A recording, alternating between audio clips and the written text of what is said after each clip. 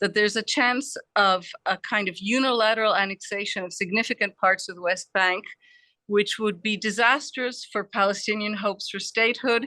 And I have to add, would also be disastrous for Israel in terms of, I think, thrusting it into a status of something of a pariah state diplomatically, or possibly a daily dribble of clashes between Palestinians, mostly kind of lone wolf type activists attacking Israelis, and Israeli army operations that have cost many Palestinian lives in the West Bank. Sometimes those harmed are actual militants, and other times they're kids who were throwing rocks and got shot at by soldiers. So it's a very tense, and it's a very tense time. I want to say it might still be getting worse. And what's prompted this latest round of violence, which is obviously making life impossible for people just trying to get on with their daily lives?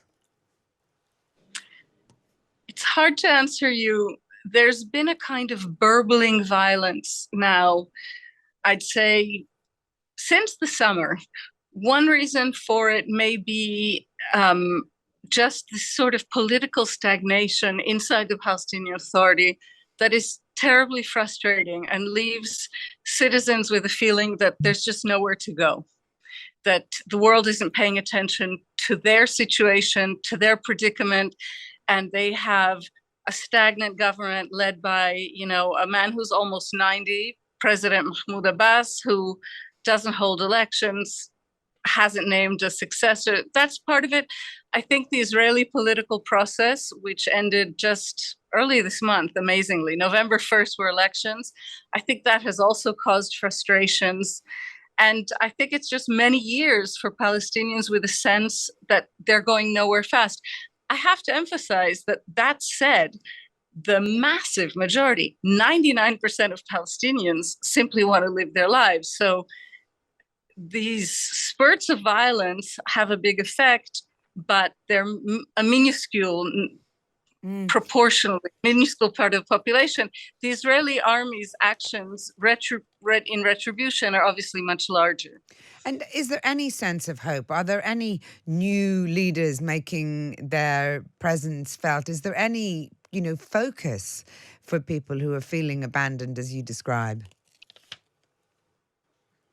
I unfortunately am not the bearer of good news today because I'm not seeing it right now. And in fact, what appears to be the imminently incoming Israeli government will be by far the most radically right-wing in Israeli history.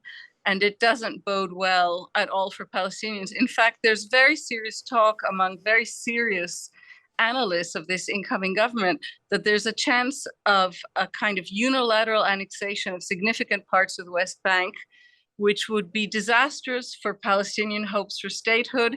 And I have to add, would also be disastrous for Israel in terms of, I think, thrusting it into a status of something of a pariah state diplomatically. But that's what very serious incoming ministers are talking about. It's certainly not going to end the violence, is it? I'm sure we'll be returning to that topic sooner than perhaps we might want to.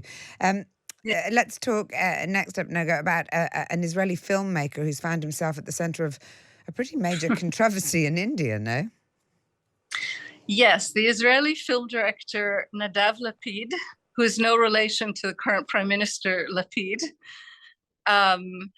He was in India as a member of the jury of a prestigious film festival, and he used that platform to launch an attack against a film which had been presented as just another feature film at the festival, but in fact is part of a propaganda effort by the Indian government. And he denounced it as such. It's a kind of Hindu nationalist film.